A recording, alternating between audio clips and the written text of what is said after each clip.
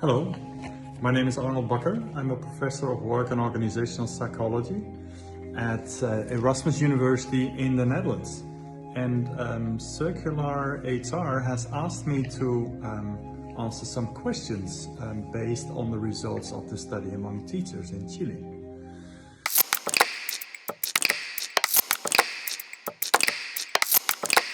Questions. And I would say that teachers often start with a lot of enthusiasm and high levels of engagement. So I would say that teachers generally are more engaged than individuals in other occupations. Paradoxically, teachers also score rather high on burnout. Thus, teachers are very enthusiastic and also willing to invest a lot of effort in their work because they know that they are raising a new generation. However, it takes a high toll. Over the course of time, they become exhausted and they also start to distance themselves from their work. And this means that work becomes less interesting for them because it's very hard to keep up with the pace. And so that's a difficult situation.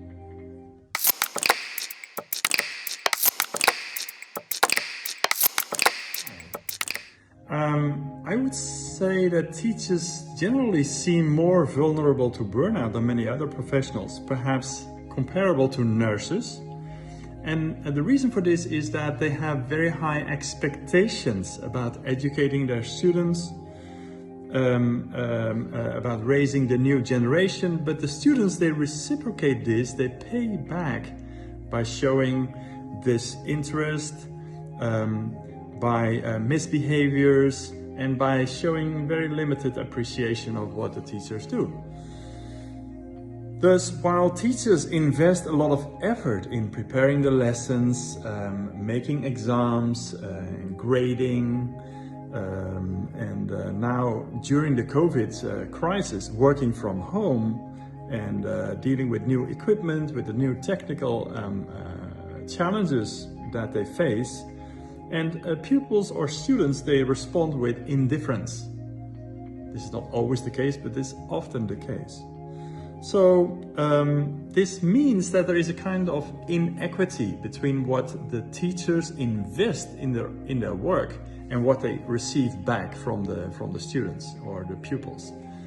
So there's high investment, limited returns, and this means that there is a feeling of inequity. It's unfair. The effort is not reciprocated by students being enthusiastic about what the teachers have to tell, how whatever grade they make the lessons. So and this is a difficult situation for teachers because particularly now that students receive the teaching in a remote way, there are so many distractions like social media. It's even impossible for teachers to know whether the students are paying attention at all to what is being said. So this is a rather difficult situation, and teachers generally are often in the top 5 of occupations with burnout.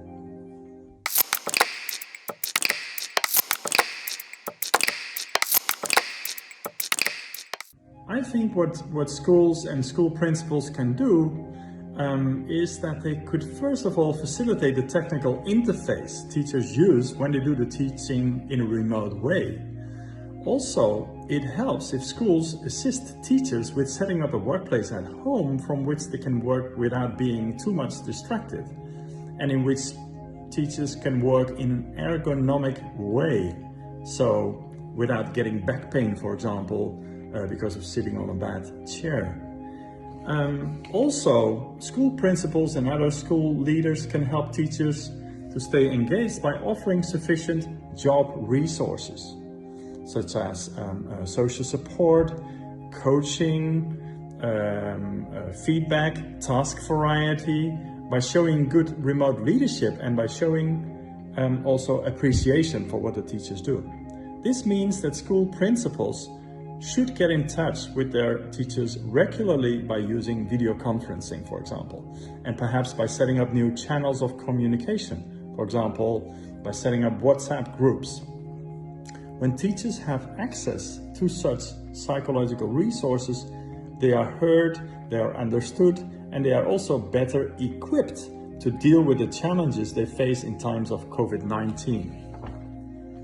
Also, schools may want to facilitate teachers' work-home balance. So help them prevent negative interference of work life with family life.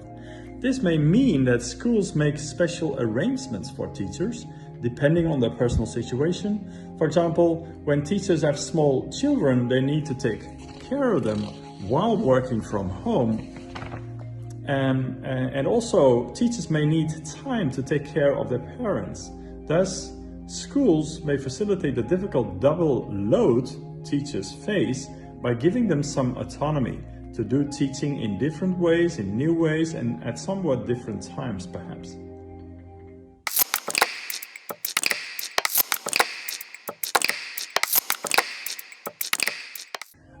I think that teachers can prevent burnout and increase their own engagement by being proactive.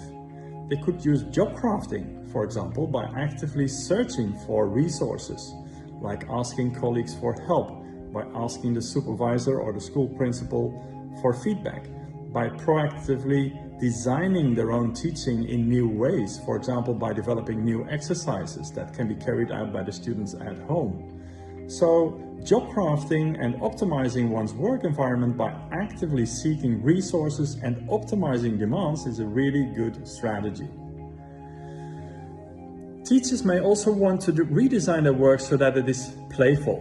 When teachers work from home, they work in solitude, even more than when working at the school on location. So our research suggests that teachers can try to make their work more playful so that they can beat the stress and stop ruminating about the COVID crisis.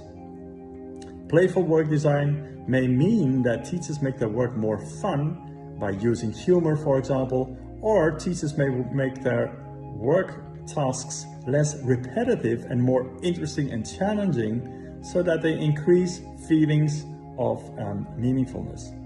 Teachers should also take care of their own health and well-being by taking regular breaks during the day so that they can recover and so that the exhaustion does not accumulate.